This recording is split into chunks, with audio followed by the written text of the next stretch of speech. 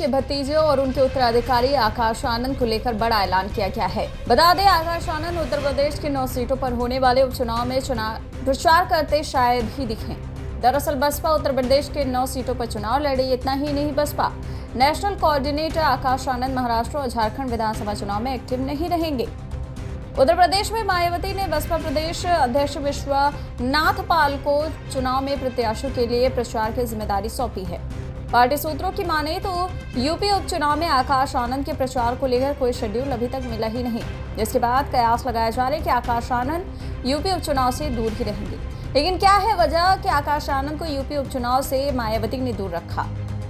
बता दें, लोकसभा चुनाव के दौरान मायावती ने आकाश आनंद को उनके पद से हटाते हुए चुनाव प्रचार पर रोक लगा दी थी। इससे पहले 3 चरणों के चुनाव में आकाश आनंद ने धुआंधार प्रचार किया था।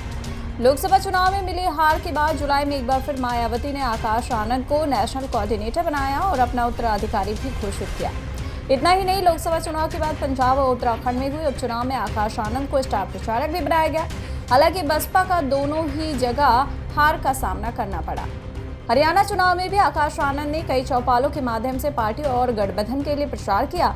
यहां तक कि उन्होंने चंद्रशेखर आजाद पर भी कई बातें कही और बीजेपी पर भी करारा हमला बोला। लेकिन एक भी सीट जीतना तो दूर, पार्टी का वोट प्रतिशत भी काफी गिर गया। जानकारों का मानना है कि पहली बार यूपी में सभी 9 सीटों पर उपचुनाव लड़ रही मायावती को लगता है कि अगर आकाश आनंद को जिम्मेदारी दी जाती है तो नतीजा सिफर निकला तो उनकी युवा नेता वाली इमेज को झटका लग सकता है।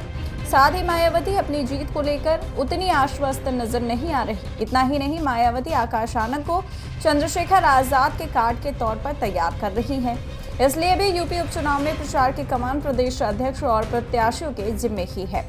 जानकारों का तो ये भी कहना है कि मायावती अपने कोर वोट बैंक को सहेजने के लिए भी उपचुनाव में प्रत्याशी उतारे हैं। 2027 के विधानसभा चुनाव से पहले वे अपने खोए हुए जनाधार को वापस लेने की कोशिश में हैं, ताकि आकाश आनंद को एक मजबूत सियासी जमीन मिल सके। और यही कारण है कि मायावती ने आकाश आनंद पर इतना भरोसा नहीं जताया है और इसी वजह से उपचुनाव में प्रचार नहीं करेंगे आकाश आनंद। फिलहाल आकाश आनंद को लेकर आपकी राय क्या है, बताइएगा। ऐसी ही खबरों को सुनने और देखने के लिए सब्सक्राइब करना बिल्कुल मत भूलिएगा चैनल न्यूज़ गंगा। खबरें अच्छी लगी तो लाइक का बटन दबाना बिल्कुल मत भूलिएगा। कमेंट बॉक्स में टाइप भी कर सकते हैं और हाँ, शेयर करना भी बिल्कुल मत भूलिएगा।